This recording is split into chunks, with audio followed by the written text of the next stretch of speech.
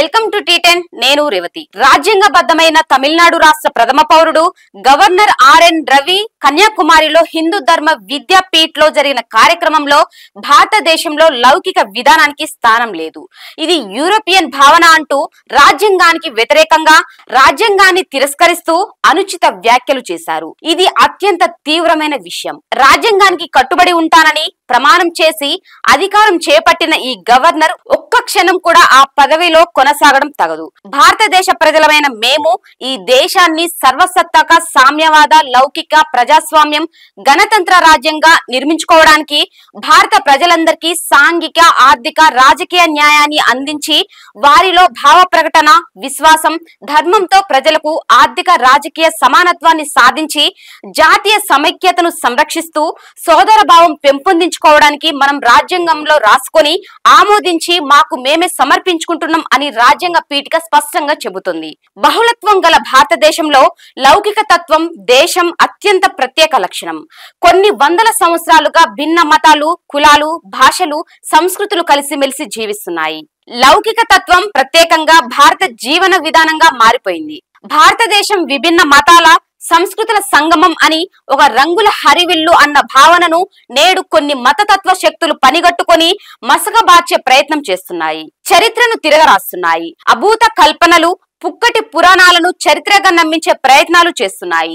Governor వ్యాఖ్యలు అలాంటి వక్రీకరణలకు తార్కణంగా నిలుస్తున్నాయి. లౌకికవాదం అంటే రాజ్యాంగం నుండి మతాన్ని వేరు చేయడం. మతం అనేది వ్యక్తిగతమైన సొంత వ్యవహారంగా ఉండాలి. రాజ్యం అన్ని మతాల నుంచి వేరుపడాలి. అన్ని మతాల పట్ల తటస్థంగా ఉండాలి. రాజ్యం అన్ని మతాలకు సమానమైన గౌరవం ఇవ్వాలి. దీని ఆధారంగానే మన రాజ్యాంగంలో మతం కులం వర్గం ప్రతిపాదికగా దేశ పౌరుల పట్ల ఎలాంటి వివక్ష చూపించరాదని రాసుకున్నాం. లౌకికవాదం అనేది ఇండియాలో మాత్రమే ప్రత్యేకంగా కనిపించే లక్షణం. ఇది ఈ దేశ మూలల్లోనే ఉంది. అశోకుడు అక్బర్ చక్రవర్తులు హిందూ మతస్థులు కారు. అయినా వారు అన్ని మతాలను సోదరి భావంతో చూశారు. లౌకిక భారతానికి గట్టి పునాదులు వేశారు. 19వ శతాబ్దం ఆఖరులో లౌకికవాదం ఆవిర్భవించి బలపడింది. 1857 ప్రథమ భారత స్వాతంత్ర సంగ్రామం ప్రజల కుల మతాలకు అతీతంగా బ్రిటిష్ వారికి వ్యతిరేకంగా పోరాడారు. ఇది గమనించిన ఆంగ్లేయులు దేశ ప్రజలను మత ప్రాతిపాదికన వీడగొట్టకపోతే దేశాన్ని ఎక్కువ కాలం పాలించలేమని గ్రహించారు. ఆ తర్వాత భారతీయులను మతం ప్రాతిపాదికగా విభజన రాజకీయాలు మొదలుపెట్టారు. అప్పటి నుండి విభజించు పాలించు వారి జీవన విధానమైంది. వారు మతతత్వాన్ని బాగా ప్రోత్సహించారు. ఇందుకు 1906లో ముస్లిం లీగ్ హిందూ మహాసభ అనే 2 మత సంస్థలను ఏర్పాటు చేశారు.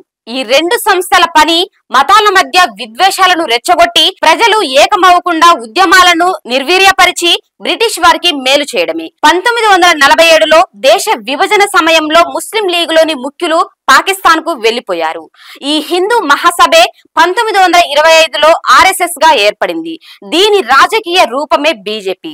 ఈ సంస్థ దేశాన్ని మతతత్వంతో నింపివేయడానికి 100 ఏళ్లుగా పనిచేస్తుంది. తద్వారా దేశ విదేశీ కార్పొరేట్ సంస్థలకు ప్రజలకు దక్కాల్సిన సమస్య వనరులను దోచిపెడుతుంది. ప్రజాస్వామ్య లౌకికవాద భారత రాజ్యాంగం సాక్షిగా అయోధ్యలో 1992 డిసెంబర్ 6న బాబ్రీ మసీదు నేలమట్టం చేయబడింది. తదుపరి గుజరాత్ మారణకాండ 2002, యూపీలోని ముజఫర్ నగర్ లో ముస్లిం సమాజంపై దాడులు, గో సంరక్షణ పేరుతో జరుగుతున్న ఘోరాలు, బుల్డోజర్ రాజ్ తదితర పరిణామాలన్నీ భారతీయ లౌకిక చరిత్ర వారసత్వంపై దాడులే.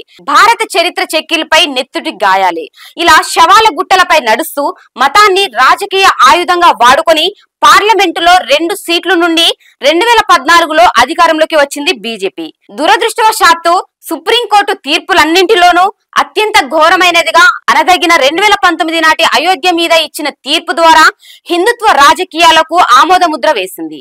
ఆ తీర్పిచ్చిన అప్పటి ప్రధాన న్యాయమూర్తి రజన్ గొగోయ్ ను 6 నెలలు తీరకముందే బీజేపీ అస్సాం నుంచి రాజ్యసభకు ఎంపీగా పంపి ఈ పదవిని బహుమతిగా అందించింది.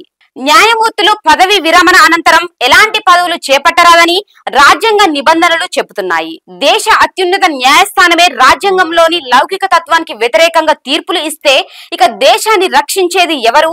ఇక బీజేపీ వారు 2014లో అధికారంలోకి వచ్చినప్పటి నుంచి రాజ్యాంగం మీద దాడి మొదలు పెట్టారు. రాజ్యాంగాన్ని మారుస్తామని ప్రకటిస్తున్నారు. ఆ పని చిన్న చిన్నగా చేస్తూ ముందుకు పోతున్నారు. ఆర్ఎస్ఎస్ 1949 నవంబర్లో మనుస్మృతిని తప్పితే అంబేద్కర్ రాసిన రాజ్యాంగాన్ని అంగీకరించం అని ప్రకటించింది. మొత్తం రాజ్యాంగ లౌకిక విలువల స్థానంలో హిందూ రాష్ట్రంను స్థాపించేందుకు పూనుకుంది. ఈ మత సంస్కృతికి వ్యతిరేకంగా ప్రత్యామ్నాయ ప్రజా సంస్కృతిని నిర్మిద్దాం. రాజ్యాంగాన్ని, లౌకిక ప్రజాస్వామ్య విలువలను రక్షించుకుందాం. ఇది ఇవాళ న్యూస్. చూస్తూనే ఉండండి T10.